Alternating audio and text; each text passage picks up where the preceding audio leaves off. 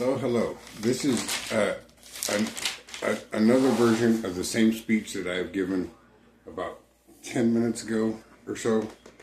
And this speech is written about ballot measures, and in the event I have bad teeth and bad speech, so please watch patiently. I have a teaching and learning disability. In the event of measuring a ballot outcome, one must consider the presence of firearms in political campaigns becoming an issue. Some political candidates openly carry guns at rallies or public events, often as a symbolic gesture to emphasize their support for Second Amendment rights. However, practices of this kind raise questions about public safety, voter perception, and legal boundaries. Ballot measures could be introduced to regulate or address situations where a candidate possesses a firearm but refrains from using it against their supporters. These measures might seek to clarify legal standards, impose sanctions, or require disclosure regarding armed candidates. Several types of ballot measures could be considered regarding armed political candidates. One possible ballot measure could require candidates who carry firearms to public events, organizations, or the such to address. I messed up. So such a measure might also mandate the candidates undergo additional security screenings if they choose to carry weapons to rallies. That's my speech's error. Another approach could be a ballot measure banning firearms at campaigns events altogether, regardless of whether the candidate is the one carrying the gun. Supporters of such measure might argue that political gatherings should be spacious and free from armed intimidation, while opponents could claim it infringes on rights of constitutionality. So some people argue in the Constitution, a lot of people argue that it's their constitutional right to carry a gun. A more legal complex ballot measure could establish liability issues for candidates who use a gun. If a candidate's firearm is used in an incident, even if they do not fire it, they could face civil or criminal penalties.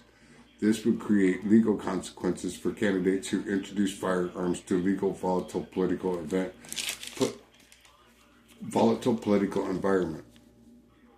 The debate over armed candidates often centers on whether their gun possession enhances or undermines public safety. Supporters of armed candidates argue that responsible gun ownership is a constitutional law and that displaying firearms can signal strength and commitment to self-defense. Opponents, however, contend that the presence of guns at political rallies increases tensions and the risk of accidental or intentional violence.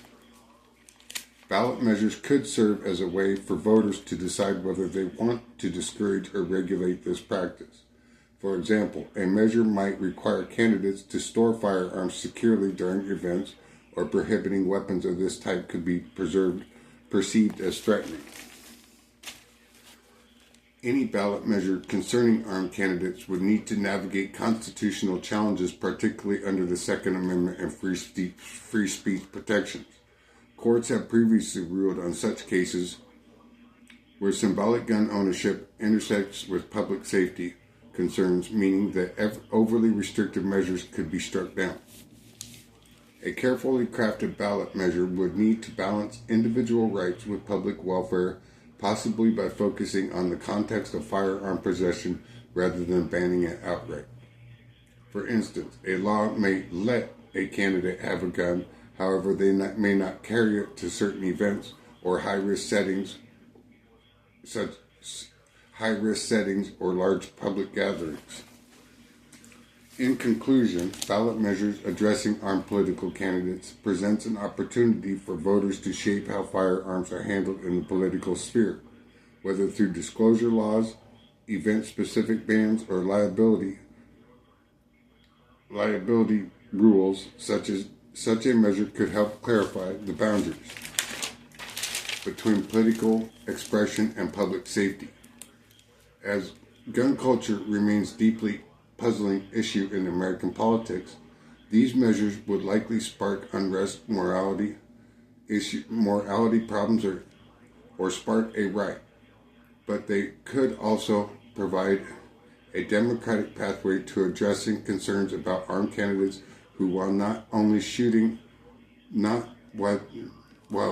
shooting their supporters, still introduce firearms into their political arena. Ultimately, the goal of such measure would be to ensure that political camps remain safe from unnecessary threats of violence while respecting constitutional rights. This is something that I understand completely. The screening of mental patients to say whether they can have a gun or not. Taking tests before you become a candidate. They have to piss test you, and they have to do all kinds of background checks and everything. It's pot pretty much, and I'm learning as I go here. It is right to be a new candidate. New candidates definitely have the advantage in Nebraska law because a new candidate has more time to get on the ballot. They have more money. They have more money provided by the government. They have more rules. They have more rules in place for new candidates. It really is something special. So, please vote for me, Lee M. Cimfel, Secretary of State, Nebraska, 2025-2026. Thank you and have a good night.